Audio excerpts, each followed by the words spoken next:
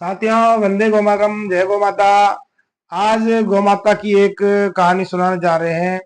सच्ची घटना पर आधारित है ये कहानी। इसमें कोई भी मनगढ़ंत कहानी नहीं है। तमिलनाडु का शहर है कांचीपुरम। कांचीपुरम के पास में एक गौ भक्त रहता था। तो वो प्रतिदिन गौ माता की बहुत अच्छे से सेवा करता था और सेवा करते करते वो अपना कृषि कार्य भी करता था।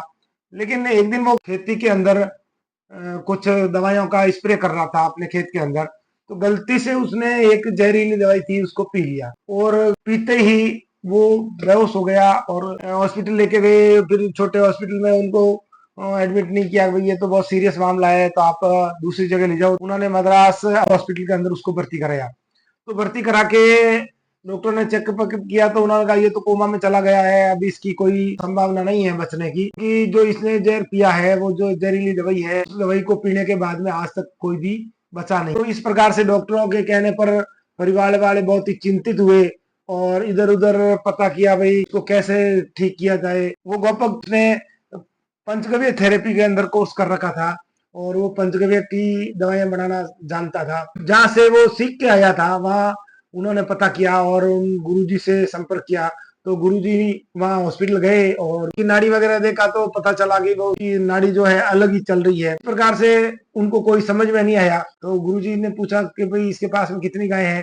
तो घर वालों ने कहा भाई 4-5 गायें हैं हमारे घर में, ये बहुत ही गौ माता की अच्छे से सेवा करता है। गुरुजी ने पूछा कि भाई सबसे प्रिय गौ माता इसके लिए कौन सी थी। परिवार वालों ने बताया कि भाई प्रिय गौ माता थी वो, हमने कई बार उसको बड़ी जंजीर से बांधा लेकिन वो तोड़ा के जंगल में भाग जाती है। हमने खूब कोशिश की लेकिन वो रुकती नहीं है, कितना भी बांधो उसको वो तोड़ा कर भाग जाती है। गुरुजी ने कहा कि भाई उसको छोड़ दो और जंगल में जाने दो और पीछे पीछे आप लोग जाओ, कोई न कोई परिवार वाले जो जो खा रही है वो सब मेरे पास में लेके आना और मुझे दिखाना।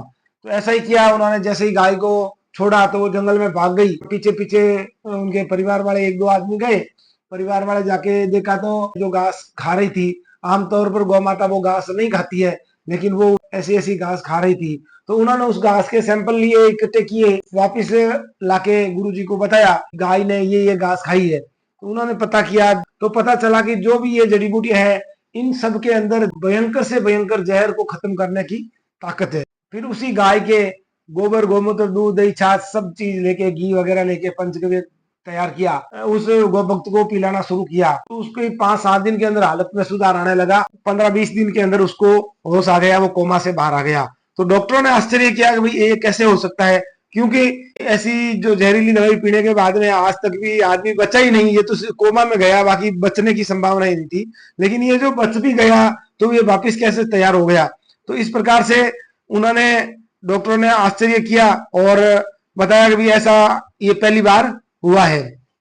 घर वाले बहुत खुश हुए और गुरुजी का धन्यवाद किया और वो धीरे धीरे उसके हालत में सुधार हो गया और वो घर आ गए। इस कहानी से ये सीख मिलती है कि गौ माता जो है, जो भी अपने परिवार के ऊपर समस्या आती है वो पहले से उसको जान जाती है। उनके जो सेंस है, उसका जो कॉमन सेंस जिसको अपन कह सकते हैं वैज्ञानिक भाषा में, तो उनका इतना तगड़ा होता है कि वो सब भाप लेते हैं। क्योंकि आपको पता है सुनामी जब आई थी तो सुनामी के अंदर भी कोई भी जानवर एक भी नहीं मरा, इंसान ही मरे, क्योंकि वो जानवर वहां से सब भाग गए, उनको पता चल जाता है। और गौ माता को तो इसीलिए हमने शास्त्रों में सबसे बड़ा दर्जा दिया है।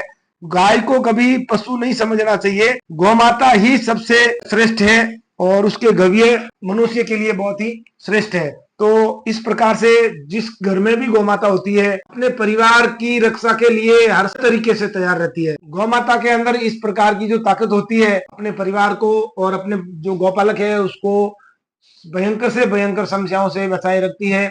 तो इसलिए हम आपसे सभी से यही अनुरोध करते हैं कि गाय विश्व की माता है। आप भी मान लीजिए, आपका भी भला होगा और आप भी किसी न किसी तरीके से गौ सेवा करते रहिए। अगर आपके पास में जगह की कमी है, गाय पाल नहीं सकते, तो आप किसी भी गौशाला के अंदर सहयोग दें और अपने हिसाब से गौ माता को गोद लें। गौ सेवा के लिए हमेशा तत्पर बने रहें। आज की कहानी बस इतनी ही। वंदे गौ मातरम, जय गौ माता।